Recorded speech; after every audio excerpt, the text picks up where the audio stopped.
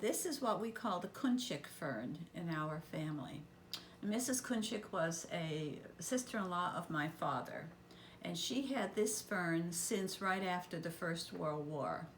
She had it, and she's given it to a number of relatives in the family as time went on. And I received this one from her probably in the 1970s. She gave me a little piece, and I've kept it going, and it's been it keeps its structure. It's a very finely feathered fern. I haven't seen anything that is quite this feathered before, which is multiple little leaves. This is probably the fifth plant that I've kept going. Just take a shoot, rooting every now and then and keep it going. I have three big ones right now, and I pass them on. And so it's been in the family all these years. Keep it in near a window, a northern facing window. You don't want it in the hot sun, but to get enough natural light. And keep it watered but not wet. In the winter you might want to spray it. Just regular fern care. But it's thrived and it's beautiful. And what else do you want to know? Tell us a little bit about Miss Kunchuck. Oh, Mrs. Kunchuck? Mrs. Kunchuck was a sister of my dad's first wife. She married somebody right after the First World War, Mr. Kunchuck, and they lived in town in Shenandoah, Pennsylvania. But they're very popular, and people kept visiting them. So they said they want to get away and get some property. We lived in the coal region area, and everybody was miners. So they bought a little farm over the hill, and they became farmers. Well, what happened was everybody went over to see them. They would get on their horses and wagons or early cars and go to the Kunchuck. So they still had lots of visitors. And she would always have apple pies, and she'd give people potatoes and apples and stuff from the garden. And I remember when I was little, they had a huge black walnut tree, and we'd go over and gather nuts. So they still had lots of company. And it was difficult to keep the farm going when people kept visiting, especially on weekends. But anyway, she had this fern in her window, and hers was monstrous. It was huge.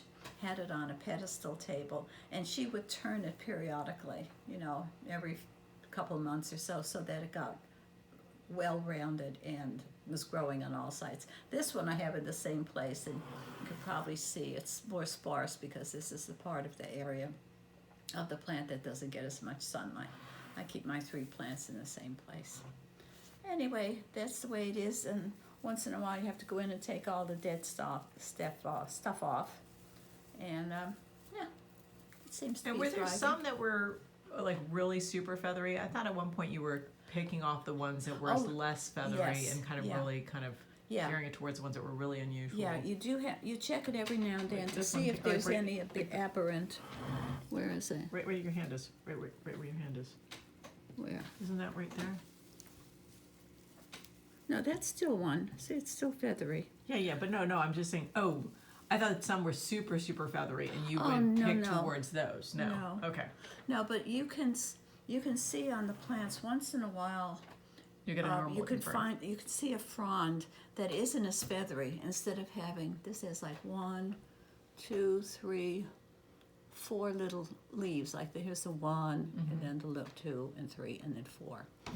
Once in a while, you find one that looks almost like a Boston fern, just one in the, the one little leaf or 2. So anything that looks like it's reverting back or is not what you want, you just pinch off. Just go down and just pinch off that And stuff. who gave her the fern originally? Didn't she get I it as a don't know. wedding? I thought she got it as a wedding gift or something. No, Or but she gave- used to give them as wedding. away as wedding gifts. So everybody got a piece of fern. And you were like the one person who wasn't actually in her bloodline that got one, isn't that correct? Right, yeah. Yeah. And you said she gave it to you for a specific reason because of... I went over, we used to go over the farm. After my mom died, I lived down here. My dad was still up in Pennsylvania in the old house. And eventually he couldn't live by himself, so he would go up and he lived with his younger sister, who was 90, and my dad was up there. Anyway, Aunt Millie. when we would go, with my Aunt Millie, his younger sister. And when I'd go up to see him, which was maybe every month or two, just go up for a Sunday and go up during the day and stay for a few hours and come back here. But we would drive over to see the Kunchucks because that was, a relative that he knew. But anyway, You one would time, take him over to drive. Okay, yeah. yeah, You we would go visit. over. So one day we went over, and I commented on how beautiful the fern was, and she said, "Oh, I'll give you a piece." So I got a little rooting, because this fern will have little babies on the side, and she just dug one out, put it in a paper cup or a plastic cup, and gave it to me. So I've had it since then. Yeah. Nice. Yeah. So anyway, that's the Kunchuck fern.